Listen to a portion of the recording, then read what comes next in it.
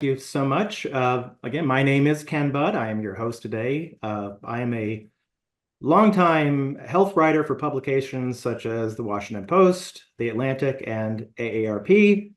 And for several years, I was a contributing editor to Staying Sharp, which is AARP's brain site. I am also vice chair of Fall for the Book, which is co-sponsoring today's event with Ali. The 26th annual Fall for the Book Festival will be October 12th and October 15th to 18th on the campus of George Mason University and throughout Fairfax. And you can get information on that at fallforthebook.org. Well, I am so excited to be welcoming our guest today, Dr. Charan Ranganath. He is the author of this book, Why We Remember, Unlocking Memory's Power to Hold On to What Matters. He is a professor at the Center for Neuroscience and Department of Psychology and director of the Dynamic Memory Lab at the University of California at Davis. For over 25 years, he has studied the mechanisms in the brain that allow us to remember past events using brain imaging techniques, computational modeling, and studies of patients with memory disorders. And my favorite thing, which I learned from his book, is that he plays in a cover band called Pavlov's Dogs with a group of neuroscientists. Welcome, Dr. Ranganath. Thank you so much. So I guess the big question, first off, is did I pronounce your name correctly? Yeah. To be honest, I have such a broad schema for my name. I probably wouldn't have noticed if you didn't. So that's right. Well, again, thank you for being here. So very early in the book, you say we are not supposed to remember everything from the past. And the one that really got me is you say we are designed to forget. I think most of us are frustrated that we don't remember more from our past. So why are our expectations wrong, and why are we designed to forget? Yeah, it's really funny. I was actually listening to a podcast the other day where this guy was talking about this technological tool that they were developing that would really like screen capture like everything that you look at every moment. And I was just thinking, that's just such a bad idea. It's really, we experience so much. I think on the order of, if I remember correct, and I might not because memory is unreliable, something on the order of 35 gigabytes a day of information that we encounter. It's a huge amount, and actually it's getting larger and larger as we're confronted with more and more information. And so, do you really want to carry around every moment that you experience like that? All the temporary passwords, all the random hotel room numbers, the faces of people you happened to glance at in airport security. I mean, this is just a massive amount of information that we don't want to hoard. We don't want to carry around everything. So what I would say is to people is that yes, we should be designed to forget. And biologically speaking, memory is an ability that that evolved to help us survive. And so you have to ask the question, well, what did evolution have in mind when it gave us this capability? So much later in the book, you said, our memories aren't etched in stone. They're constantly changing, as they're updated to reflect what we've learned and experienced. So like most people, I thought our memories were etched in stone. And why do they change? How does that benefit us when our memories change? Well, the world changes, right? And we often get information that should change our view of the past. So, a real world example I like to give is that if I've actually had experiences like this where I had a great restaurant that I would go to, and then one day it changes management and the food is way more expensive and it's terrible. Now, from that one experience, I would want to change my memories of the previous experiences, right? And say, maybe this isn't a place that I necessarily want to go back to. But I can give you an even better example of that. Let's say if you've been, friends with somebody for a long time, and then all of a sudden you discover they've been lying to you about a bunch of things that really hurt you. You probably would want to go back to those memories of the things that happened previously with them and change the way that you look at them. In other words, we want to change the way that we see the past based on new evidence that we have. And our brains just naturally do that. if you think about it, we don't necessarily do it enough. So if you have a relative, for instance, who you see like once a year, you often have this experience of saying, hey, this person seems a lot older than I remember them being, right? Mhm. And partly that's because we don't update our memories enough. We don't actually replace our old memories for this person's face with the last time we saw them. So our brains are trying to strike this compromise between preserving the memories from the past and updating them just enough to keep them current in light of new information. Well, you tell a story in the book about how you watched videos of your daughter's birthday over the years, and you were sort of surprised by how little of it you remembered, except for one that was a complete disaster. So, how does our brain decide what to remember, and why is it that incidents like the disaster are the ones that we retain?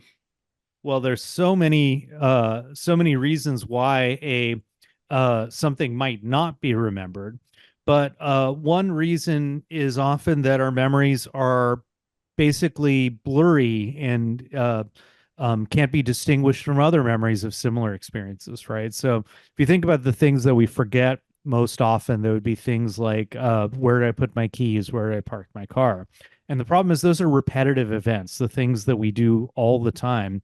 And so my memory for where I put my keys today is very, very similar to the memories of where I put my keys at other times in other places. So I have all these memories that are fighting with each other, right?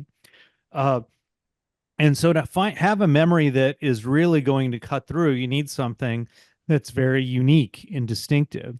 And I use the example of my daughter's birthday parties because a lot of those birthday parties, I was behind the camera and I was like, I'm going to film everything. And I had this common belief, and research shows that people generally have this belief that if they're filming something, you will remember it better. And it's actually quite the opposite. In most studies, filming something makes you remember it more poorly.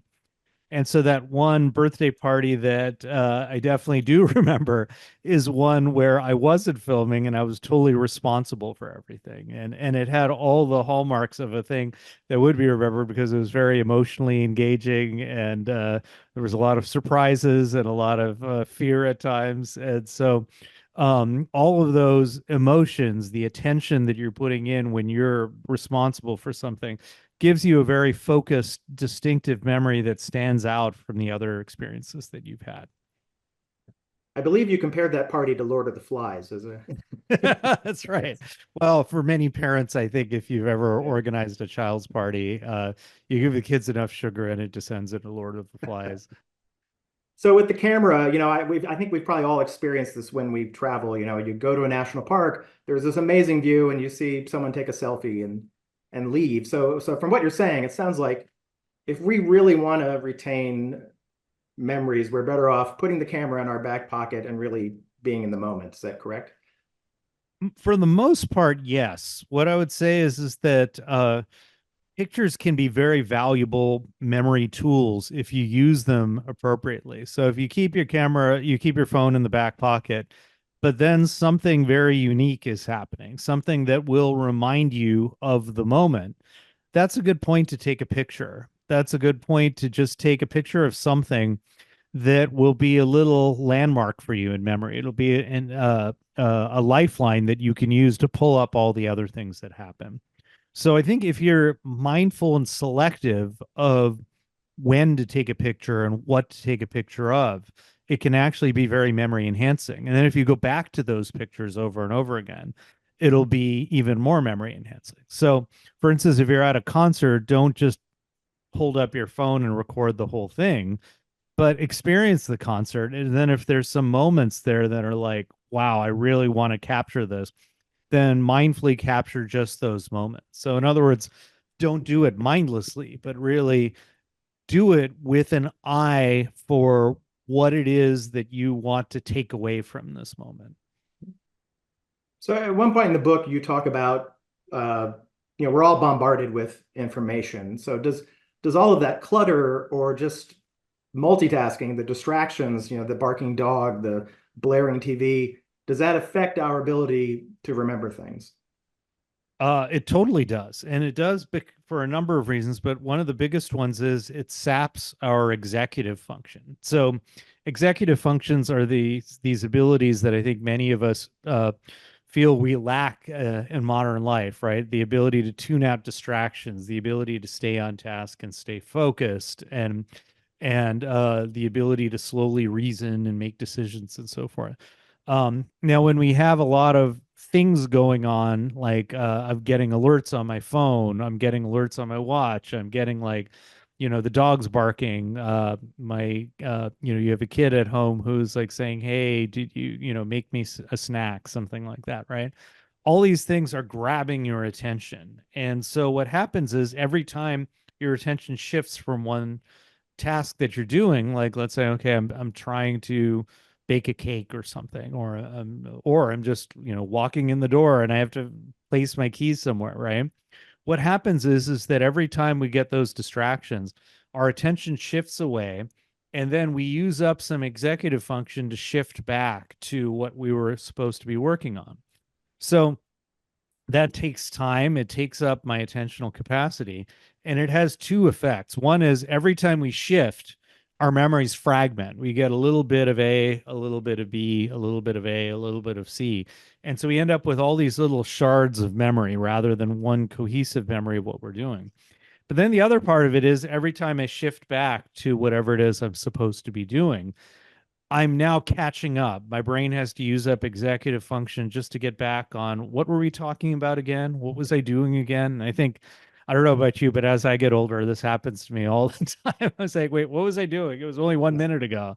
Um, and that act of actually having to catch up and ask yourself that question, I'm behind schedule now in whatever is going on in the present. So you have the problem of both you're fragmenting your memories, but then even when you are doing the thing that you want to remember, you're never really there because you're always two steps behind. And are distractions more of a problem in our 50s and our 60s than in our 20s? Is this something that becomes more of a challenge with age? I hate to tell people this, but it becomes more of a problem in your 30s. And then it gets worse from there because executive functions tend to decline starting in your 30s. That doesn't mean that it's going to be terrible, but yeah, by the time you're in your 50s and 60s, it can be very difficult to do cognitively the kinds of things that you were able to do when you were in your 20s.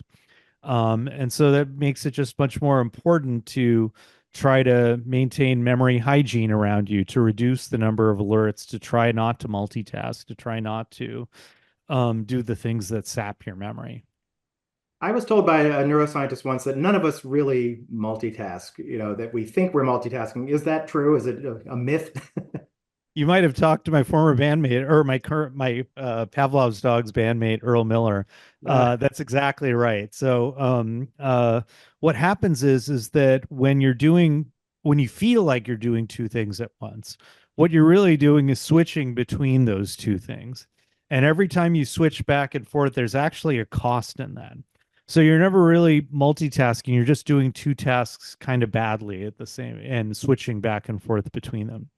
Now, the catch to this is if you do two tasks and routinely together, what happens is your brain can kind of group it into one task and make it into one big chunk, which is something you talk about later in the book, which is chunking. And so the idea is, for instance, like if you're learning to drive, initially it's a nightmare because I'm looking at the mirror, I'm working the steering wheel, I'm working the gear shifter, and so forth. But then eventually, what happens is your brain sort of aligns it all into one task. So if you're trying to learn something that involves multiple skills that need to be put together, that's multitasking is okay in that situation. But we often use multitasking in the real world in ways that just shouldn't be done. And I do it too, like checking email while I'm walking to a place that I'm supposed to be going. And then afterwards I don't remember that I checked email or I don't remember where I came from. So it really does sap your function. Well, we're going to come back to chunking, and I'm going to talk a little bit about ways we can remember better. But seeing the guitars behind you, I wanted to ask you about music, which is something you talk about in the book and how it can be such a powerful cue for memories. I can tell you in my own case, I heard Midnight Train to Georgia the other day, and I was instantly sort of back in my mom's car in the 1970s. What is it about music that is so effective as like a mental time machine? There's really a number of ways in which music is so effective, and I could speak both from my own life, but also from the research. One factor is that music tends to be emotionally engaging and arousing. So, for instance, if you're listening to music that has a certain beat to it, sometimes that can just increase your overall arousal. It can sometimes it can even entrain brain rhythms, so your brain will actually elicit waves that match up with the music sometime. And but those emotions really can drive plasticity and can strengthen memories for things that happen during that when you're hearing that song. So that's one reason. But another big reason is that we often listen to particular songs during particular phases of life, right? So maybe for you, Midnight Train to Georgia was something that you used to listen to a lot when you were in high school or later on, and so those songs that happen during a particular time period in our life are unique reminders of that time period. So if you listen to the same song every day for 20 years, it's not going to be a very potent reminder. But a song that we just heard out of the blue that we haven't listened to in 20 years, that will be something that transports you back in time because it's so uniquely associated with that time. And our memories are pulled up by cues. So cues are like these little bits of the memory that allow you to reactivate the whole thing. And songs as a soundtrack to our lives really index those moments that we can come back to.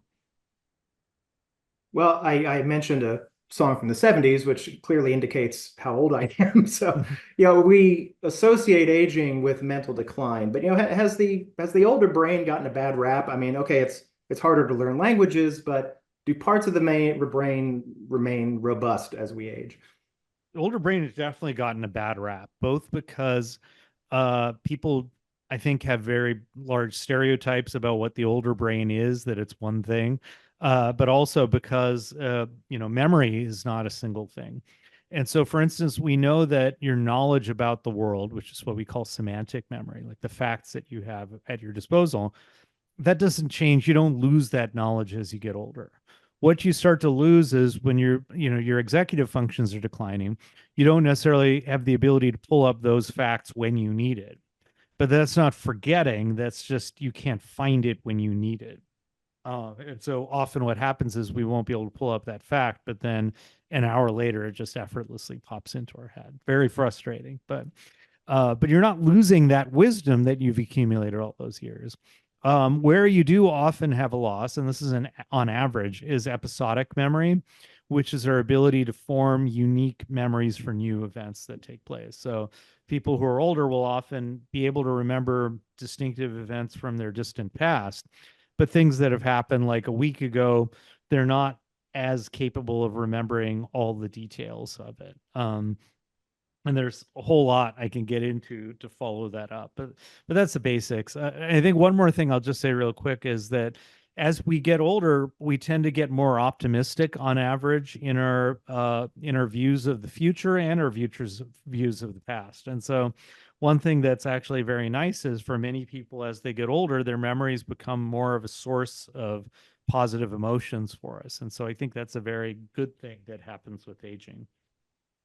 Well, speaking of aging, you had a line in the book that I loved. It said the tendency to recall the inane at the expense of the important increases as we age. And, I can remember the lyrics to a Weird Al Yankovic song, but I can't remember the name of the neighbor I met yesterday. Why does that happen? And is there anything we can do about it?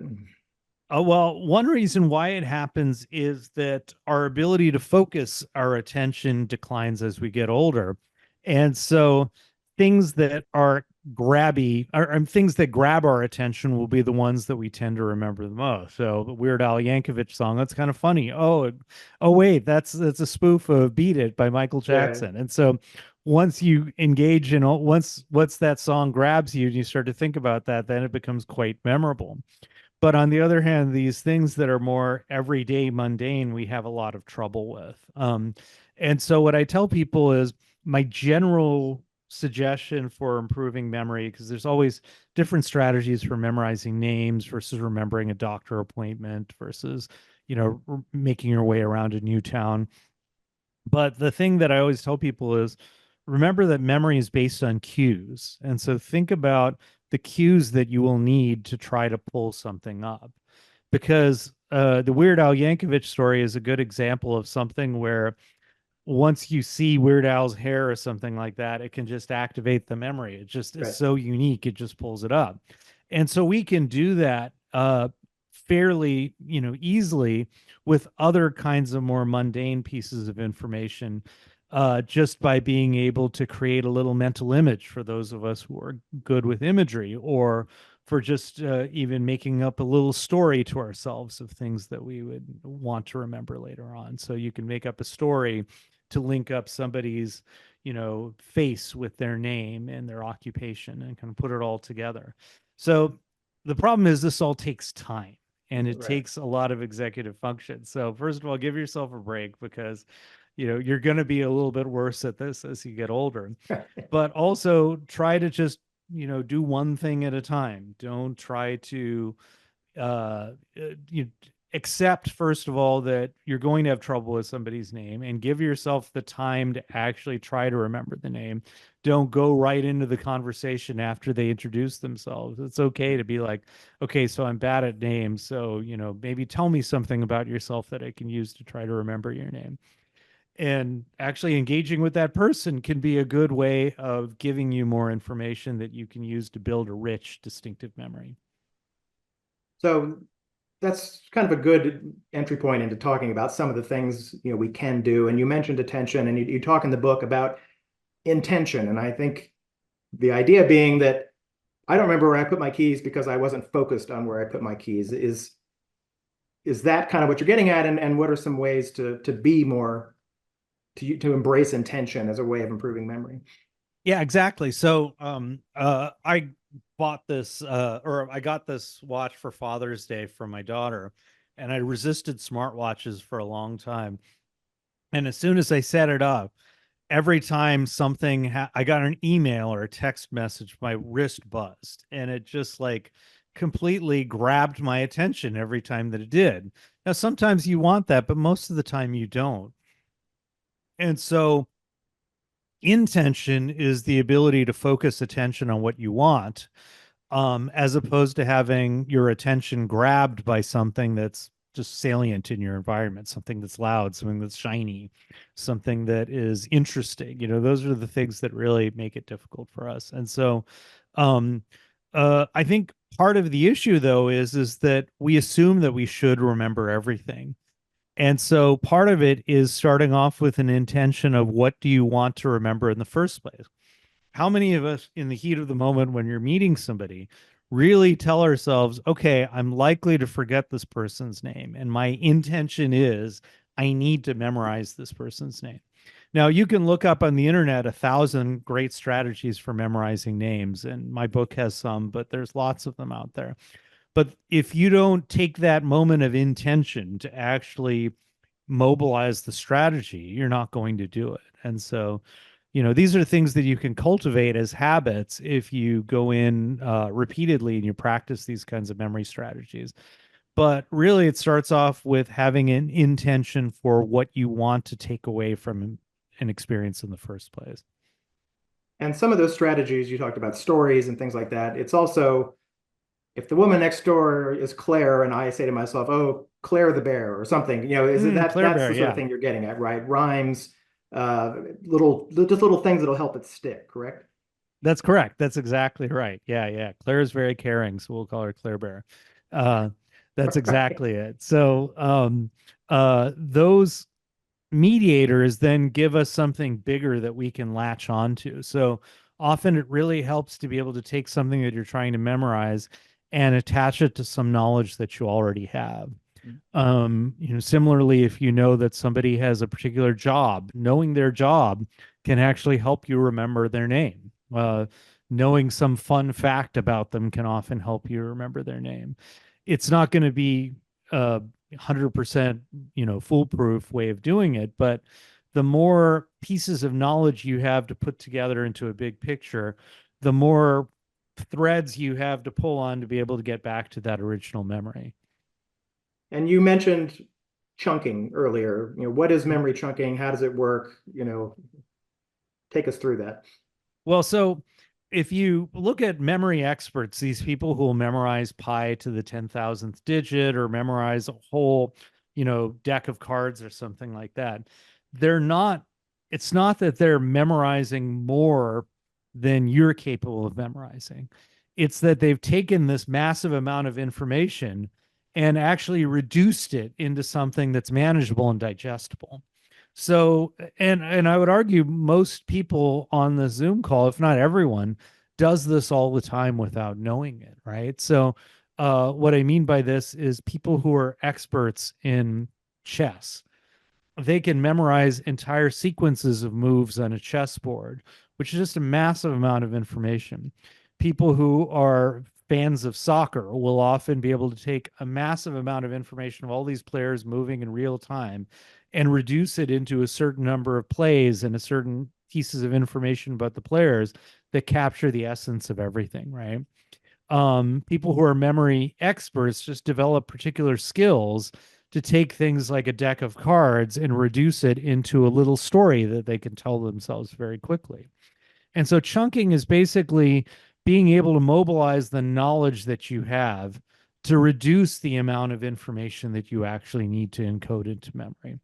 And so that usually involves having some knowledge and some skills, but also being able to mobilize it very quickly. So if you look at people like LeBron James as an example that I used in my book, which I really enjoyed going and studying that, is LeBron will go through basketball games that he's played in, and he can recite point by point by point all of the various things that that he did in a previous basketball game. And it looks like he has a photographic memory, but what he has is so much knowledge about the game that he can focus his attention on what's uniquely happening at any given moment and use his knowledge to sort of reduce the rest of the information that he needs. So there are obviously a lot of products on the market. There are supplements. There are brain games. Do any of these work? Just let's be blunt. Do they work? Well, work is a big word, right? Okay. And also I'll say that the placebo effect is very real. Ah, So if people are doing something and you believe it works and it doesn't harm you, there's no harm in doing it. Um, I'm sure that if you looked at a study of anything, even if it was like a pure sugar pill and people believed that it improved your memory, it probably would improve your scores a little bit. But the things that people can do to preserve their memory, they're actually pretty good lifestyle things that you could do in general. Your brain's a body part. And so anything that you can do to preserve your health is going to preserve your brain function and going to improve your memory as you get older. Things like, I mean, we're learning about so many things. I mean, things in your behavior like diet and exercise. There's things like the gut microbiome and being able to maintain a healthy gut brain communication is very important. Physical health things like avoiding infections. Like a lot of people right now think, oh, COVID, it's over, I don't care. But long COVID is no joke, and we're seeing a lot of people with cognitive problems from this. Pollution seems to increase your risk for neurodegenerative disease. So environmental pollution, even if you don't care about global warming, it's good not to be in a polluted environment. So many things that you can do. And the nice thing about lifestyle changes is that doing one lifestyle change like exercising can increase your ability to be resilient to chronic stress, which is a real memory blocker. It can improve your sleep, which will enhance memory. It will improve your mood, which will enhance memory. So many factors that promote lifestyle, that promote good mental and physical health, reinforce other behaviors that can do that.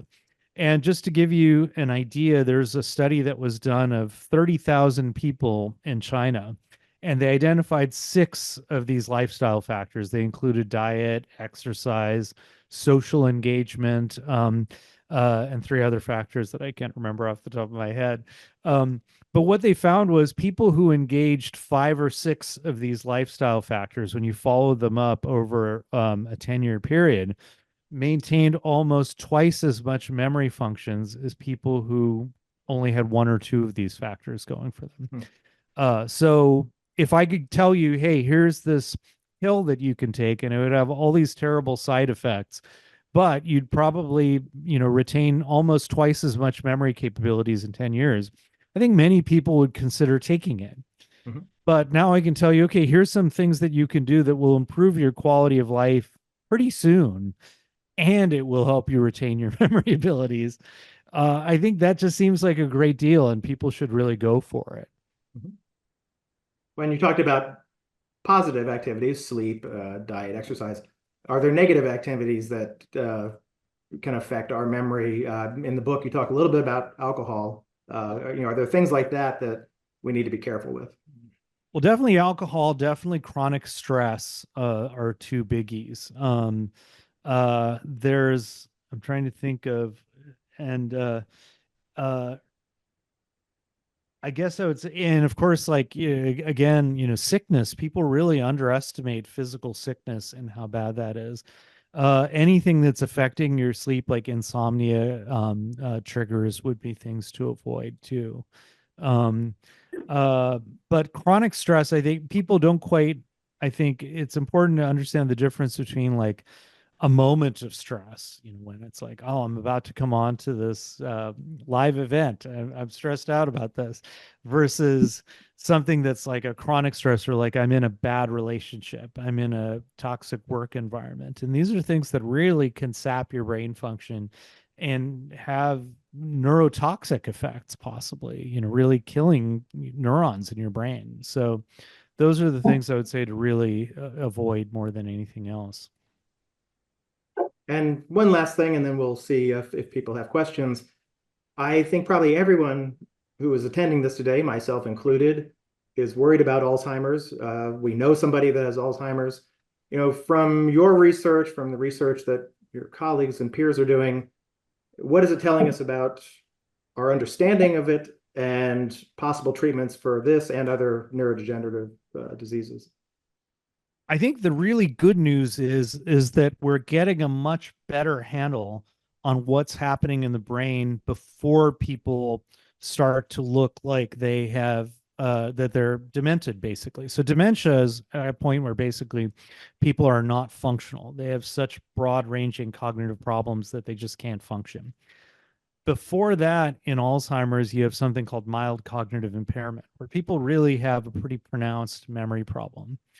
Now, it turns out that neuroscience has revealed that long before you reach the MCI phase, there's actually quite a lot of brain changes that happen in the trajectory to Alzheimer's disease. And they call that now preclinical Alzheimer's. So neuroscience has really turned back the clock to say, hey, here's this moment when people are starting to get brain damage, but they don't yet show clinically significant memory problems. And that's hugely important, because if you're saying, well, I want a better drug for Alzheimer's disease, you can't give this drug when somebody's had significant brain damage, because you can't make those neurons come back. You want to give the drug before the brain damage has really become quite extensive. So the discovery of preclinical Alzheimer's disease is huge. And now there's going to be some plasma markers, I think, to allow for quick detection. We're working on some cognitive tests to really do it. But I've also talked to doctors about this, and they say, well, this is all fine, but this isn't necessarily going to change our clinical management for people with Alzheimer's disease, until these drugs are there or other interventions could be done. But what I tell people is, okay, but if you know that you're at risk for Alzheimer's disease, you're probably going to be much more likely to take measures, extreme measures sometimes, to really preserve your brain health. And that would be some of the things we've talked about. Maybe you're living in a polluted environment, and if you have the capability, maybe you'll just move. Maybe you're in a maybe this would be the thing that you need to get out of this job that's just been driving you crazy for so long. Maybe this is what you need to really push you to get into a community group and plug in with the community and do things that are physical fitness with other people that you do. And so what I would say is that in some sense, you could look at all that research and say to yourself, hey, there's something I can do to prevent my progression to Alzheimer's disease. It's not going to be 100%, but there's things that I can do that, would be basically like a drug that I could take that could reduce my risk of progression by, 50% at times if you do everything. And so what I would say is that for most of us who are over the age, for people who are over the age of 60, even if you don't know, it probably wouldn't hurt for you to adopt the attitude that you do have preclinical Alzheimer's disease and take measures in your lifestyle to make sure that you don't progress to actually having clinically significant memory problems. And you also mentioned in the book, which I found fascinating, that people with depression can be misdiagnosed as having Alzheimer's in some cases.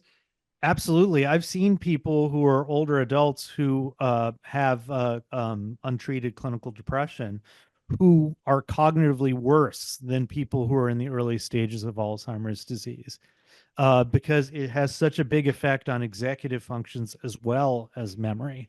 That what happens is that people are just very disengaged with the world. They look like they are demented because it's affecting so many systems in the brain. And so I know for people in older generations, there's a stigma associated with mental illness. And it's really important to overcome that stigma because not only is it going to affect your cognition massively just from having mental illness like depression, but then on top of it, there is a connection. We don't quite understand the direction of it, but there's a connection between mental illness and Alzheimer's. And so, from that perspective, too, it really can be important to seek treatment while you can. This has been wonderful. Margaret, I'm going to turn it back to you. I'm guessing we have questions for Dr. Ranganath. Sure. So we do have our first question in the chat. It says, can you explain the connection between diabetes and dementia? It's yes. So we don't know the full story, but one factor with diabetes. So what I'll say is diabetes dramatically increases your risk for Alzheimer's disease, but it also increases your risk for vascular dementia. And I actually know this personally because my grandfather died of vascular dementia or some combination of vascular dementia and Alzheimer's disease. So what happens with diabetes, one of the big factors is that you have tiny strokes that happen all over the brain. And so these tiny strokes can basically disconnect areas of the brain from talking to each other. So even if you have a lot of brain areas that are functioning, if they're not talking to each other, they might as well be dysfunctional. And what you'll see, and we've studied this a little bit in my lab, is that people with diabetes can often show massive disconnection of areas of the brain. And that can lead to dementia because effectively the brain is just not functional at some point when you've had enough of these tiny strokes. And so those white matter changes, the damage to these areas that connect to the fibers that connect different brain areas together is a big factor. Another big factor with diabetes is that you get inflammation. So what happens is that when you get these inflammatory reactions, the immune system starts acting up in the brain. And that seems to be related to Alzheimer's. And I don't know the details of that relationship between the immune system and Alzheimer's, but there definitely appears to be a relationship with inflammation. And so, and that's also why avoiding other kind of forms of chronic illness can be quite crucial as well. Our next question is, can one promote or practice selective memories to improve or manipulate mental health? Yes, yeah. In fact, actually, one of the biggest ways in which people do this already is gratitude practices. So, for a long time, I resisted gratitude practices because I would say to myself, I'm not very good at being grateful for things. If I sit around and say, "Oh, I'm thankful that I'm healthy," it kind of reminds me of the fact that I could get sick at any moment. So that didn't really work for me. But then what I started to do was I started to say, hey, what's one good thing that happened to me today? Give me the smallest thing, like, I got an email from a friend who I really like, or, I was walking the dog and I had a good walk with the dog. It was a lot of fun, something like that. And what happens is recalling just one little thing from the past day can actually really change your mood and make it easier to recall other things. And what I'll often find is if I start off with something small that happened from just the past 24 hours, I'll all of a sudden recall something that was really big that I just had not thought about in a while. Like, oh, I was asked to do this book festival and this is great. I was super happy about it. But then I got distracted. I lost interest in it. And so, reminding yourself of positive things can increase your mood, and improving your mood can make it easier to remember other positive things. So, definitely using the selectivity of memory to your advantage can be helpful for your mental health. And also, it can help you be more, it can help you overcome negative memory biases that you might have. Can you explain how the various stages of sleep cycle affect our memory? Well, it's not my specialty, and to be honest, we're still learning a lot. But it seems to be that the part of sleep that is most connected to memory is what's called slow wave sleep. So, during sleep, what happens is there's characteristic waves of activity that happens in the brain. So you can imagine massive populations of neurons that come on and off just like members of an orchestra that might be playing a particular symphony, and the horns all go on and then they go off, right? And so that produces these waves of electrical activity that you can actually record outside of the brain. And it turns out during different stages of sleep there's different patterns of brain activity. So during slow wave sleep, what happens is there's these big rises and fall of excitability that happen very slowly in different parts of the brain, which is why we call it slow wave sleep. And it's during that phase of sleep that the hippocampus, which is this area deep inside the brain that's important for episodic memory, that's talking to all of these areas in the neocortex that are processing the different parts of events while we sleep. And we think it's that dialogue, the talking back and forth, that allows us to take experiences that we've had, in previous days and start to put them together into a big picture and consolidate it into knowledge and wisdom that we can take with us over the course of the day. So that deep, slow wave sleep seems to be very important. Another stage of sleep that seems to be important is REM sleep, or REM, or rapid eye movement. And during REM sleep, what happens is, well, we don't know what happens, but actually it looks like when you record from the brain that it looks very similar to what you see during waking experience. That is, you have all of the stuff that happens that may actually be conscious, but people just don't remember it later, and we can't physically move, and we're not getting much sensory information from the world. But it's as if our brain is actually experiencing things during REM sleep. And that's why we have dreams, for instance.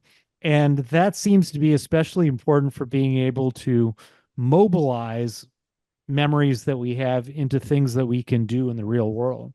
So if you're learning a new skill like snowboarding or something like that, REM sleep can be really important for consolidating those skills and chunking them so that you can basically take all these things that seem to be different, things that you're trying to do, and now it becomes this kind of seamless whole that you can apply without really thinking about it.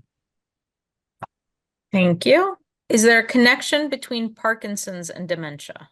Well, Parkinson's is a cause of dementia. So Parkinson's is what you'd call a neurodegenerative disease. That is, neurodegenerative diseases are ones where you get a degeneration of neurons in your brain. So you start to lose neurons progressively. And in Parkinson's, it starts in areas of the brain that produce dopamine. But eventually it spreads to other areas, and you get a lot of loss of neurons all over the brain. And so when that happens, you get dementia. So in Alzheimer's, it starts mainly in areas around the hippocampus and spreads throughout areas in the cortex. In Parkinson's, it starts in more of these areas of the brain that are involved in processing dopamine, involved in movement. And so in Parkinson's, early on, you start to see movement disorders, you start to see depression and motivational issues. Whereas in Alzheimer's, early on, you start to see memory problems. There's other neurodegenerative diseases like frontotemporal dementia, where you start to see emotional and personality changes and changes in language. And so all of these changes early on, they look like they're acting on a particular part of cognition. But eventually, as they progress, it becomes so spread all over the brain that you just develop dementia, period. So that would be the obvious connection. Are there more people now in terms of the percentage of population diagnosed with Alzheimer's and other dementias compared to, say, the 1980s or 1940s?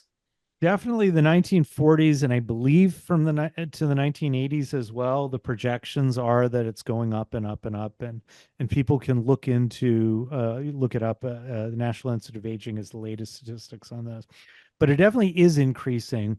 There's a number of explanations for that. The simplest explanation is that people are living longer, and age is the biggest risk factor for Alzheimer's disease. So when you're 80, you're at a much higher risk for Alzheimer's than if you're like 40, although it can happen to people very early on as well. But there may be other reasons. As I mentioned, environmental pollution, for instance, can be a factor that can affect people's risks for Alzheimer's. Other age-related health issues that may be more frequent now, things like hypertension, diabetes. Right now, we're seeing an epidemic of diabetes, and that's dramatically increasing people's risk for Alzheimer's. So the causes for the increase of diagnoses is probably, there's probably myriad causes, but it definitely does seem to be increasing. Is there a strong link or any link between chronic migraines and dementia or Alzheimer's? I don't know. I really wish I could tell you, but I don't know. Many psychiatric and neurological conditions are associated with increased risks. I'm not aware of a strong link, meaning that having migraines would dramatically increase your risks. But migraine is also a pretty broad category. I mean, migraines are kind of a functional disorder, meaning that it's like they often start with a diagnosis of here's all the symptoms that someone has, but you don't really necessarily know, we don't necessarily know the cause of migraines. It tends to be, so people think it tends to be associated with vascular issues. So to the extent that you're having, like, I would say other vascular issues like hypertension, cerebrovascular disease, these are the kinds of things that really would more significantly increase your risk. And so I would be more concerned about vascular health in general than migraines in particular. Thank you. Sherry writes, I have heard our memories are very faulty. Is it true that every time you recall a memory, we change it? So it is true that every time you recall a memory, something changes. That doesn't mean that our memories are very faulty. I guess it depends on what your expectations are. So, for instance, recalling a memory can strengthen that memory, meaning like if I have a story that, some event that happened at one point in my life, I recall this time when I had near-death experience while I was paddleboarding, which is something I talk about in the book. Every time I tell that story, it becomes actually strengthened and easier to pull up over and over and over again. And I think we experience that with a lot of the memories that we come back to, is the more we pull it up, the easier it comes up again. But what can happen is recalling a memory can make it harder to recall overlapping or competing memories. And it can also sometimes be vulnerable to the effects of misinformation. So sometimes what happens is you might be telling a story from your life, and maybe then you start to imagine it and embellish it to try to add some details that you couldn't really remember. But what happens is that those embellishments can then get incorporated into the memory itself. And so I think we've often had cases of, you have a parent or something who tells you all these stories from your childhood. And every time they tell that story, it becomes embellished more and more. It starts to incorporate all the stuff that didn't happen or couldn't have happened, for instance. And so that's a case where sometimes our memories can become corrupted every time that we recall them. Now, on average, our memories are pretty accurate, but we get the details wrong quite often. So I guess what I would say is that in general practice, our memories tend to be good for the gist of what happened, but we tend to lose the specifics and introduce inaccuracies into the specifics every time we recall it. Let me follow up on one thing on that. And in the book you talk about two things here. One is that people remember things very differently. Why is that? How do our own biases, our own point of view affect memory? And you also talked in the book about false memory, and you used Brian Williams of NBC as an example and kind of gave him the benefit of the doubt. Can you talk a little bit about those two things? Yeah. So when we remember, I think we have this illusion that we're just pushing a play button on a memory, right? Just like if I'm playing a video on my phone, I push it and I get a video of what happened. And every time I push play, I get the same video. Memory is not like that. What happens is we actually get little bits and pieces of the event that took place that are reactivated in our brains, meaning that we sort of reactivate some of those neurons that were active during the original experience. But then to make that useful, we fill in the gaps by imagining what could have happened. And so that's why they say memory is inextricably linked with imagination, because we don't really replay the past, but we imagine how the past could have happened. Now, when we imagine, we can sometimes imagine things in a very realistic way, but sometimes we can introduce inaccuracies in those memories. And also, we can just introduce things that are just unique to our perspective. So if you and I have the same family event that we're both at, we might relive that experience based on our different perspectives, our way of approaching the world. And then as you get older, your perspective changes. You have new knowledge, you have new wisdom, and even your memory will change based on your perspective, right? So you have a relationship that's going really well, and you remember something about that relationship really positively. Later on, you have this nasty breakup, and immediately afterwards, you think about that positive experience in a very negative way. But then 20 years later, your life is great. You've gotten over it. Now you look back very positively again on it. But that event was still the same event, but our perspective changes. And so the way we imagine it and put it together into a story changes. In the Brian Williams anecdote, what I talked about was this was the fact that he actually dramatically misremembered an experience where he was in a helicopter flying over Iraq during one of America's Iraq wars. And he remembered that the helicopter was shot by enemy fire and had to go down. In fact, he was in a helicopter, but a different helicopter was shot down by enemy fire. But what happened was initially he remembered that story accurately. And later on, he started to remember it inaccurately. And so what we think probably happened was as he would recall the story, he would remember all of these parts that he was in a helicopter, and then there was another helicopter that went down.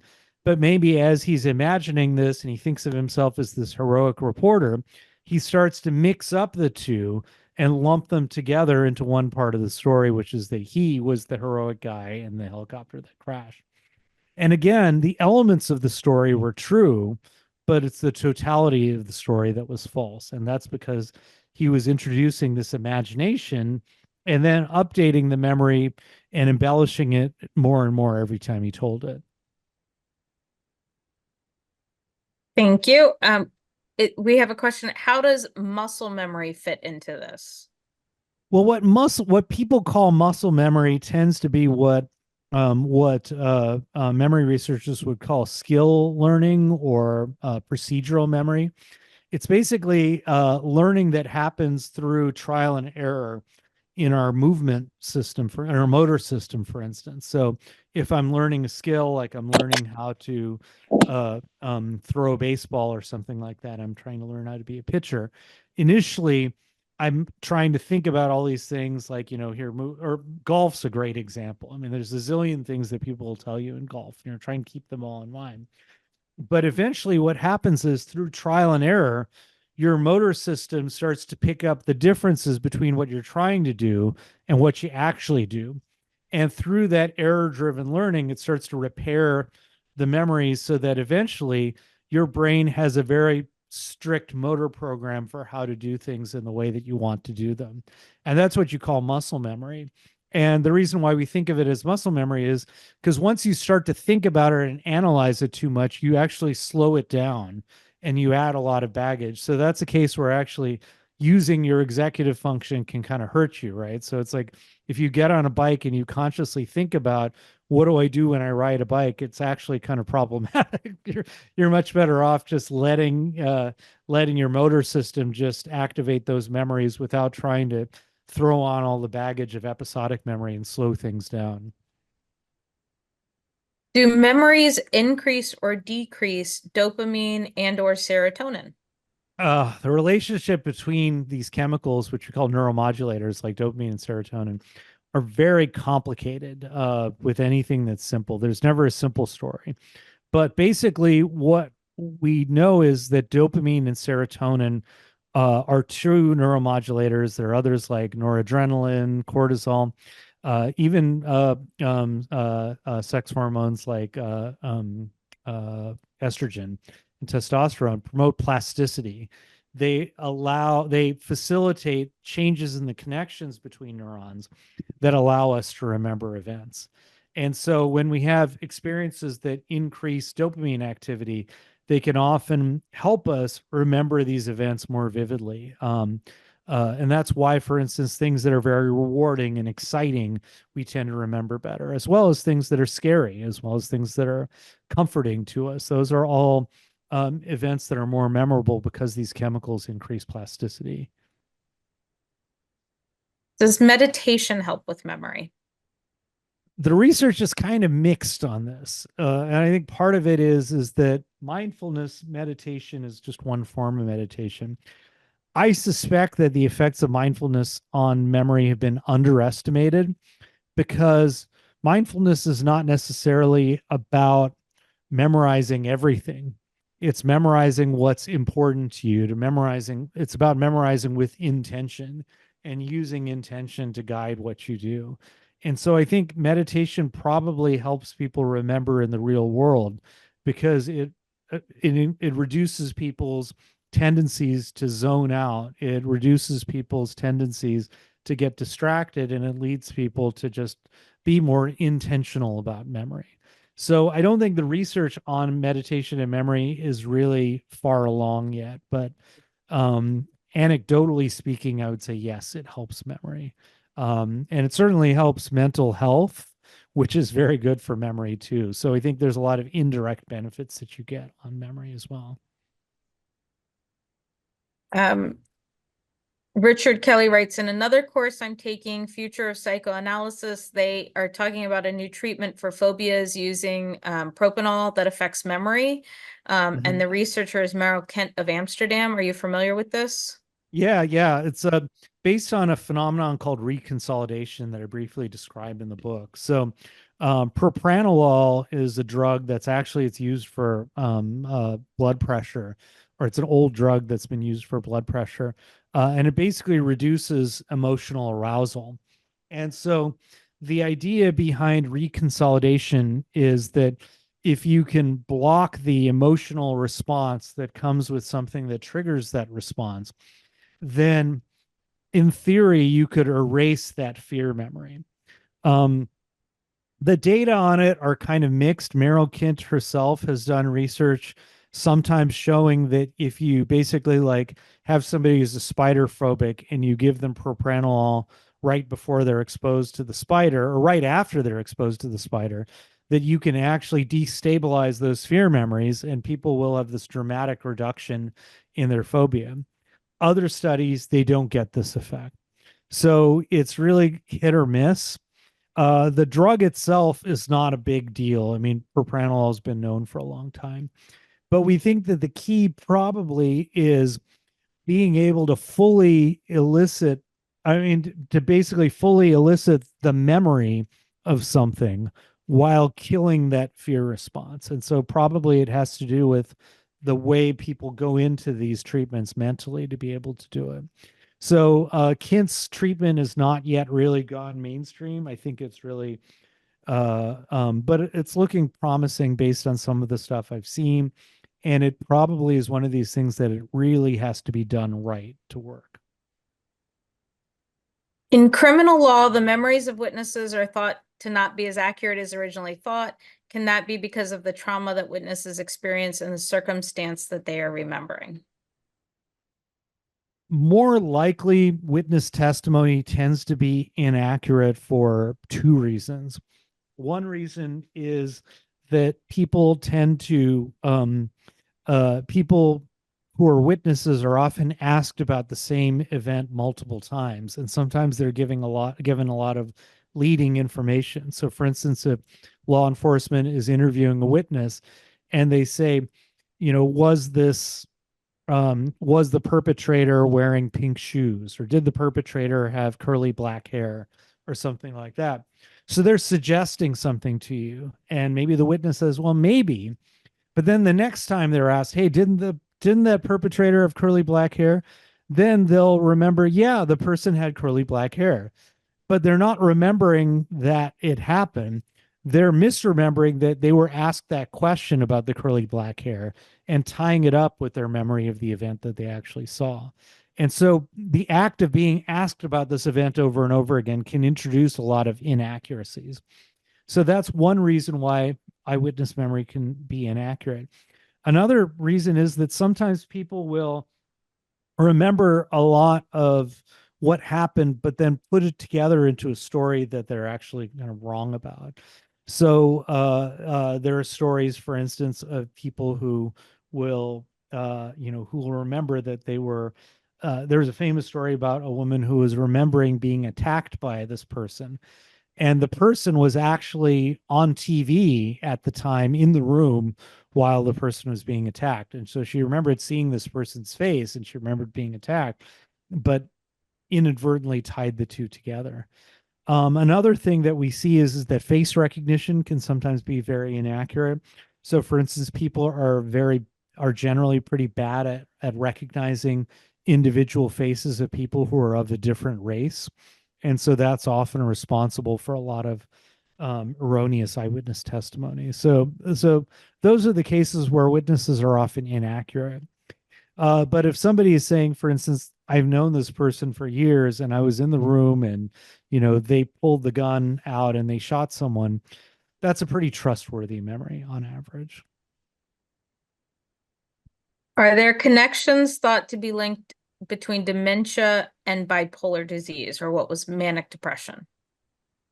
Again, that's one that I don't know very well. In general, there are connections between, I would say probably, I would have to look it up, but I would believe that there's a higher Alzheimer's risk for people with bipolar disorder. I mean, in general, what you see with a lot of vulnerability, there's a phenomenon that a lot of Alzheimer's researchers talk about called cognitive reserve. And we don't know what it is, but it's basically this thing, this storehouse of resilience that we have to brain damage that can slow down our ability to progress into Alzheimer's disease. Now, disorders like bipolar disorder, schizophrenia, reduce cognitive reserve, as does like a history of concussions, for instance, or other kinds of insults to the brain that will reduce your cognitive reserve. So I would say probably yes, but again, it's not like necessarily a direct link. It's more of something that would probably affect your cognitive reserve. And the last question I currently have in chat is there any evidence that lion's mane mushroom improves memory? I'm not aware of it, but I'm also I will say that a lot of the work on these supplements, it's very hard to tell because to do these studies right, you need a large number of people and you need to do a double-blinded study and reliably replicate these results. And a lot of this stuff's just not done with supplements. Not just that, but I mean, if you think about, let's just take the simplest example, right? I cannot function in the morning without a cup of coffee. Many of the people in the audience out there, probably if you give them a cup of coffee, they will become dysfunctional and they can't function at all, right? So the same cup of coffee that helps me doesn't necessarily help someone else. And I think we tend to have this belief that whatever, if something is good, more of it should be better. And that's not necessarily true. We know this for most things in life, that more is not always better. So, a mushroom supplement that helps somebody might actually make somebody else's memory functioning worse. We don't really know. I mean, the whole point of a supplement is that it's supplementing something that we're lacking and it's improving some natural ability because we're not getting it otherwise. And so what I would ask yourself is, well, what are you missing out on? Maybe that's the thing that you should really be trying to get. And maybe it could be like it's just improving your arousal. Maybe it's something that is taking on some dietary insufficiency that you have. So I would say maybe it does, but you're going to have a hard time really finding something like that that's just going to have dramatic results for everyone who takes it. Okay, we have, is there an interesting problem or question in neuroscience on the horizon? Oh, there's so many interesting questions and problems in neuroscience on the horizon. I would say probably for myself, um, I would say that one of the interesting things that we're really approaching, and a lot of people are, is the intersection between neuroscience and artificial intelligence. And there's a lot of fascinating connections in this area. So one fascinating connection is the ability to use computers to model how learning can take place in the brain and to model how, like, millions of neurons are communicating, or hundreds of thousands of neurons are communicating with each other in real time, and how that gives rise to consciousness and memory and allows us to update our memories in real time. And so this is something that we're doing a lot with right now. I think there's a lot of work that's going the opposite direction of saying, can we take information from neuroscience and use it to develop better AI and more responsible AI? There's interesting questions about how humans and machines interact with each other. So for me, I think this is a hugely interesting idea out there. Joe would like to know, just for fun, do you give guitar lessons? No, and nobody should even think about learning guitar for me. I've been playing guitar for more years than I haven't, and I'm still not good at it. So definitely not. I am not. You can learn from my mistakes probably, but that's about it. We have, are there any AI tools to improve memory? There's a bunch that are out there that are coming out right now, and I would say that uh things right now, I would say that it's not going to be a replacement for your abilities, but more a supplement for your abilities. Um, I'm not aware of anything that's really gone mainstream that seems to be great. But if you think about it, some of the tools that are just like things that are just very primitive, like Facebook has something called Facebook Memories, where it just pops up pictures that you had posted years ago.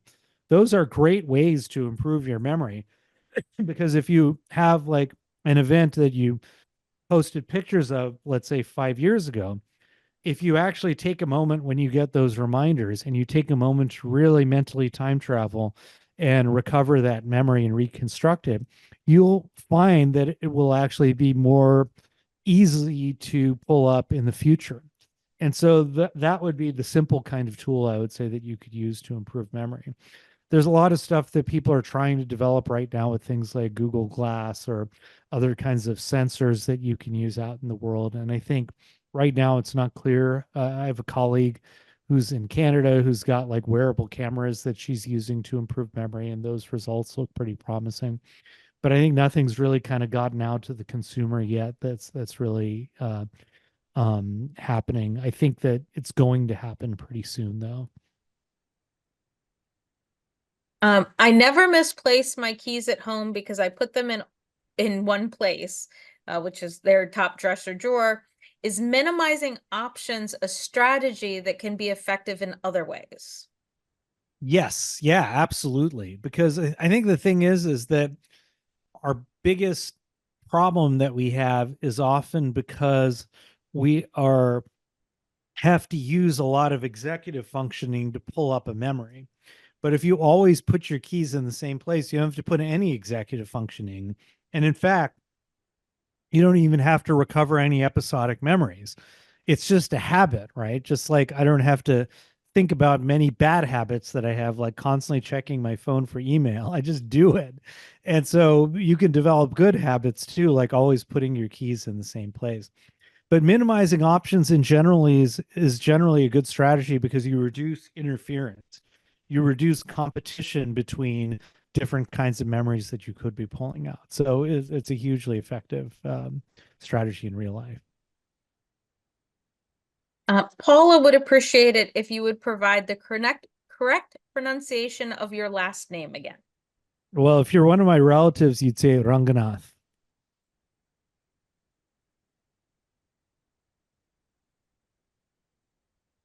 Does taking notes in lectures improve memory of what was said, or does it detract attention from what is said? Some research suggests that taking notes improves your memory for what was said.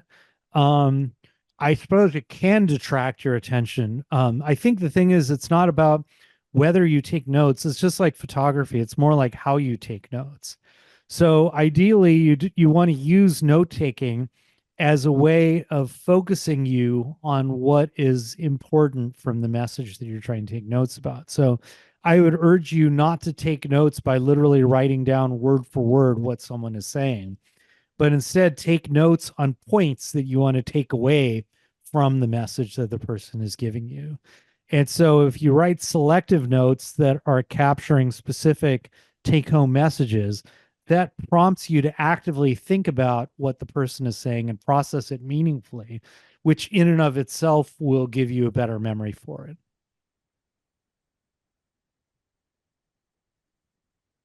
I have no other questions in the chat at the moment. Is there anyone that would like to raise their hand and ask a question?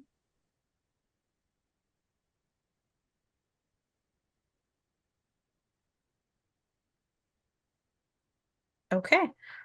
Oh, we have Lillian. Lillian, if you'd like to unmute and ask your question. I don't have a question. I just want to say thank you for a wonderful lecture. Thank you very much. I appreciate you spending your time here and listening to it. And you're getting quite a few notes of thanks and this was wonderful and interesting. So I offered up if is there anyone? Oh, I have one question in the chat. I have hold on, I'm getting so many things. Lost the question. Give me 2 seconds. Is NAC helpful for memory? I don't know what NAC is. Okay, I so wish I that could came answer that. from Bonnie Nelson. Bonnie, if you NAC have is N-acetylcysteine. Sorry. N-acetylcysteine. Thank you. I don't know. I wish I could give you a useful answer, but it would just be misinformation. I wish I could tell you, but I just don't know. It seems wrong to end on you not knowing the answer to something. So let me ask you one thing I've been wondering, just quickly on sleep. I don't sleep through the night anymore. I'm older. Does taking a nap in the afternoon, is that good for memory, or is that actually just continually to screw up your sleep? No, well, I can't speak to whether taking a nap would screw up your sleep. There's Matt Walker, my friend, has done a lot with sleep, and I think there's certain prescriptions for how to take naps in ways that don't disrupt your sleep. But what we do know is that taking naps does benefit memory for things that happen before the naps. So a lot of the benefits that you get in memory from sleep also happen from naps. even a short bout of sleep can help. And so I think my belief, and I think the part that you have to keep in mind is, if taking naps is disrupting your nighttime sleep, then don't do it that way. But in general, taking naps is good for memory. Great. Well, now I can take a guilt-free nap. Thank you. This has Oh, been wonderful. absolutely. Thank you so much. Really appreciate it. Oh, thank you very much. I really have enjoyed all the questions and the discussion. It's been great. I'm just double checking that we have no other questions for you. Again, everyone is very appreciative of your time and the information they've received here. I have at least one member who would love to hear you speak again sometime. So throwing that out into the universe. But I just want to make sure before we let both of you go and enjoy the rest of your days, hopefully not being too hot. Are there any other questions for Dr. Ragnath? Well, maybe I could. Oh, sorry. I just want to say, this is Suresh Mola. I want to say thank you to Ken for keeping the conversation going and asking the right questions. It shows you have read the book and you know which buttons to push. Thank you very much. And I did not, that was not a plant, just so you know. Thank you. I appreciate that. I mean, Yeah, and I want to echo that. Thank you, Ken. This was a great conversation. And also, I just want to say, for people who were looking for a follow-on presentation, if you, shameless plug, but you can follow me on Instagram at the memory doc is what it's called, the memory doc, all one word, or go to my website, charanranganath.com, and I post events there, as well as like recent interviews and podcasts and things like that. So it's a good way for people to keep up on what's going on if you're interested. And I should have my mailing list going soon. So if you sign up on my website, you'll be able to get up to date on more information as well.